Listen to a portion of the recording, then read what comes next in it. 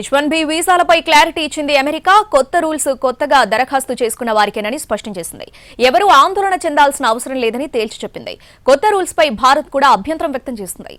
H1B వీసాదారులకు ఊరట కలిగించే వార్త చెప్పింది అమెరికా. హడావిడిగా వాళ్లు అమెరికా చేరుకోవాల్సిన అవసరం లేదని సీనియర్ పరిపాలనా అధికారులు స్పష్టం చేశారు. పెంచిన రుసుము సహా కొత్త రూల్స్ కొత్తగా దరఖాస్తు చేసే వాళ్లకు వర్తిస్తాయని తెలిపారు. $1,00,000 వార్షిక రుసుము కొత్తగా దరఖాస్తు చేసే వాళ్లకి వర్తిస్తుందన్నారు.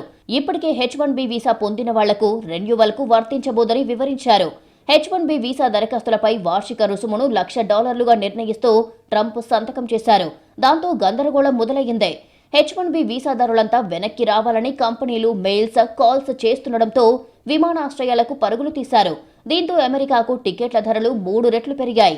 తమ ఉద్యోగులను అమెరికాలోనే ఉండాలని ఆదేశించింది మైక్రోసాఫ్ట్. H4 వీసాదారులు కూడా అమెరికా వెలుపలికి వెళ్లవద్దని సూచించింది. తీవ్ర గందరగోళం నెలకొనడంతో క్లారిటీ ఇచ్చింది అమెరికా.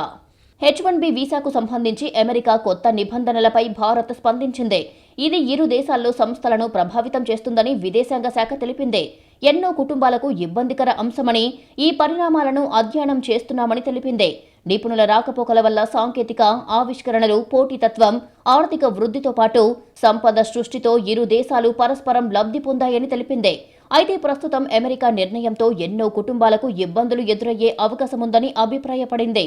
ఇరు దేశాల ప్రజలతో ముడిపడిన అంశంపై జాగ్రత్తగా నిర్ణయాలు తీసుకోవాలని, సున్నిత అంశాలపై ఆచితూచి అడుగులు వేయాలని సూచించింది. 1990లో అత్యంత నైపుణ్యం కలిగిన విదేశీ నిపుణుల కోసం H1B వీసా తీసుకొచ్చారు. H1B వీసాదారుల్లో భారత్ 71% వాటా కలిగి ఉండగా చైనా 11.7% వాటా కలిగి ఉంది. వీటిని 3 నుంచి 6 ఏళ్ల మధ్య కాలానికి మంజూరు చేస్తారు. దీంతో ఈ వీసాను ఉపయోగించుకొని ఎంతో మంది విదేశీ నిపుణులు అమెరికాలోకి ప్రవేశించి ఉన్నత ఉద్యోగాల్లో స్థిరపడ్డారు. ప్రస్తుతం H1B వీసా దరఖాస్తుదారులకు లాటరీ విధానం ఉంది. ముందుగా లాటరీ దరఖాస్తుకు సాధారణ ఛార్జీలు కట్టాల్సి ఉంటుంది. లాటరీలో ఎంపికైతే అదనపు ఛార్జీలు చెల్లించాలి. చాలా సందర్భాల్లో కంపెనీలే వీసా ఛార్జీలు భరిస్తాయి. తాజాగా తీసుకున్న నిర్ణయం కంపెనీలకు పెను భారంగా మారనుంది.